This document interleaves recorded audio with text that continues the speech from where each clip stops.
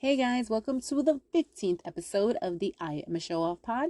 My name is Karina and I am not the show off, but my company is Show Off Furniture. If you guys hear what sounds like an engine, it's Babe and our son playing a flight simulator game. He's like, "Babe, come see." And I go and he's taken off out of our local international airport and it looks pretty real to me. And shockingly enough, I am terrified of heights. I have like a million phobias. It was making me nervous because if you really just look at the monitor and don't focus on what's like around you, you feel like you're really on that plane. No, thank you. Life is scary enough, and I don't need to scare myself on purpose. Must be nice to be a dad and a little boy. Anyway, after researching for a couple of weeks for an additional furniture vendor, I finally have one. Yay! All the necessary paperwork has been signed and approved, and I can start adding those products soon. And I'm going to do that right after I finish adding all the Christmas stuff. I'm super excited about that. It's not easy securing vendors when you're a brand spanking new company. I make a lot of calls a day trying to make relationships with reputable companies.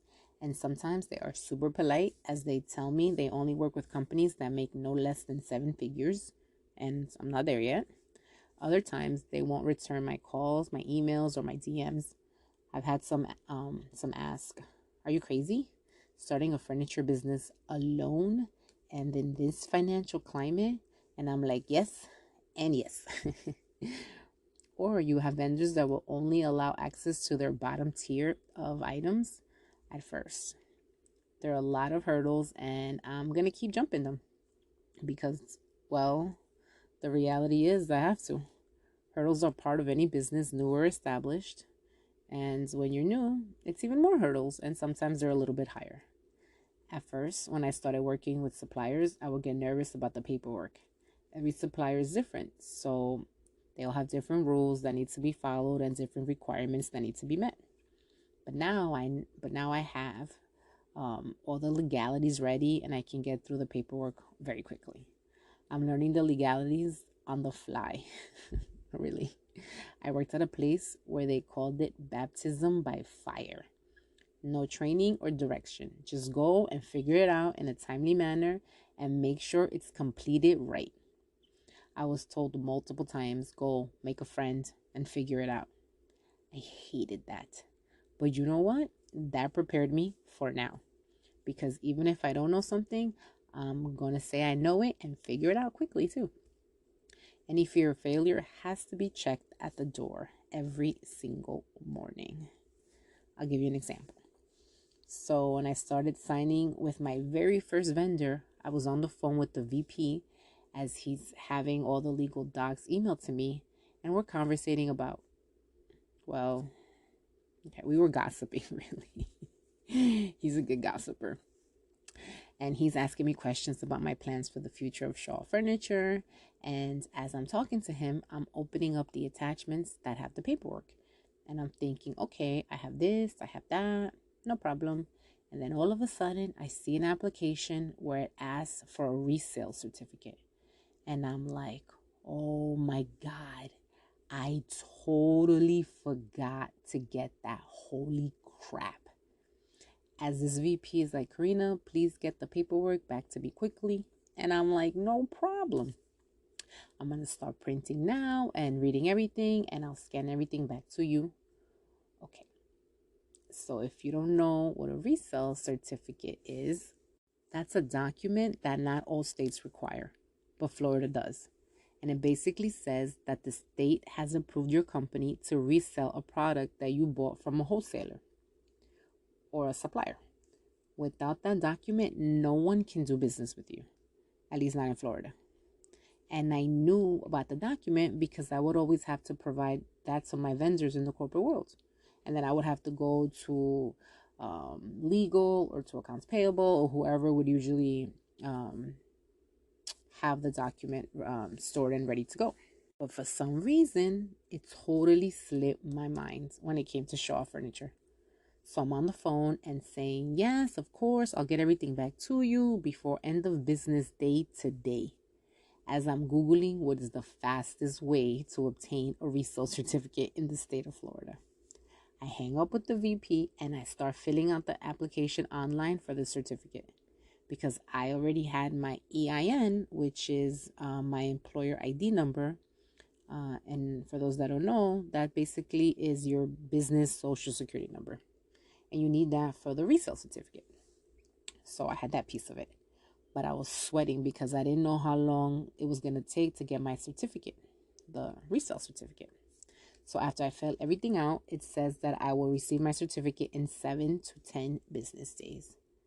But I would receive an email confirmation of my approval. But it didn't say how long that would take. And I wasn't about to call this VP back to say I didn't have the certificate. So I started filling out the actual paperwork that this vendor required. And it was a lot of paperwork. They were asking for business references. And luckily, I had established enough relationships with furniture sales reps where they were kind enough to vouch for me. And I'll always be grateful for that.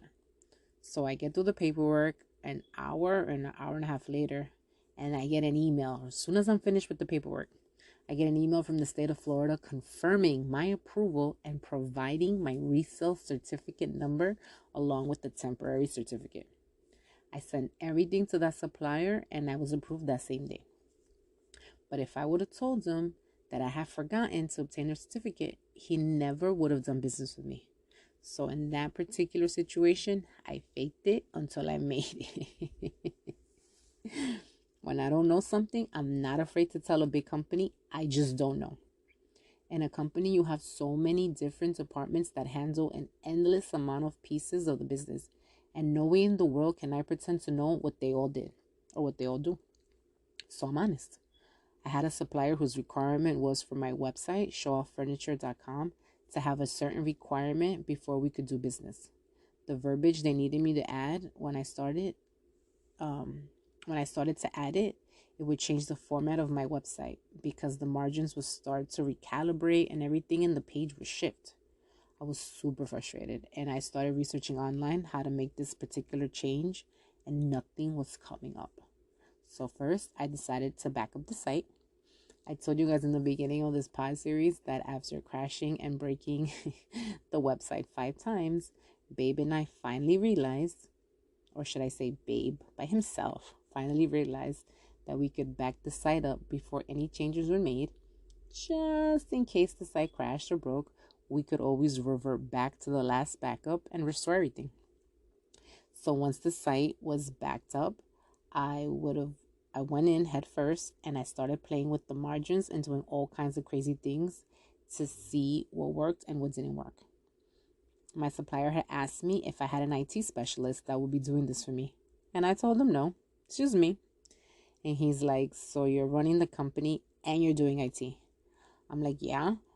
And I'm playing buyer and I'm playing customer service rep and I'm playing FedEx liaison, UPS liaison, all these different roles. He just laughed and said, I think you're crazy. And you know what? I feel like people throw that word around, crazy, around. They throw it around a lot when it comes to me. Oh, well, maybe I am. Maybe I am crazy. What's your point? The crazy ones are the ones that change things. So I'll take that as a compliment. Thank you very much. So after about an hour or so of playing with the margins and playing with different sections of my main page, I finally broke the site again. But I was able to quickly go back and restore it with no fuss, no tears, no meltdowns, and then start again. What a huge change from a couple of months ago when I had a complete and utter meltdown after crashing the site. I have really come far and I see it.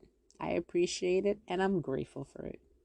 So to try and figure this change out, it took a couple of hours, but I figured it out and I actually felt really accomplished and was super proud of myself for doing so.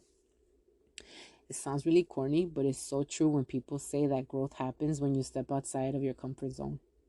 These last couple of months have completely and utterly taken me out of my comfort zone in ways that I never would have imagined.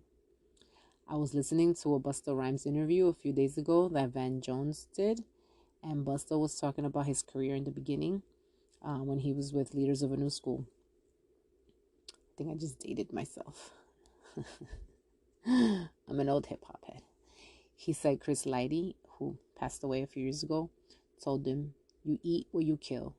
So if you don't kill it, guess what? You're not eating." I love that.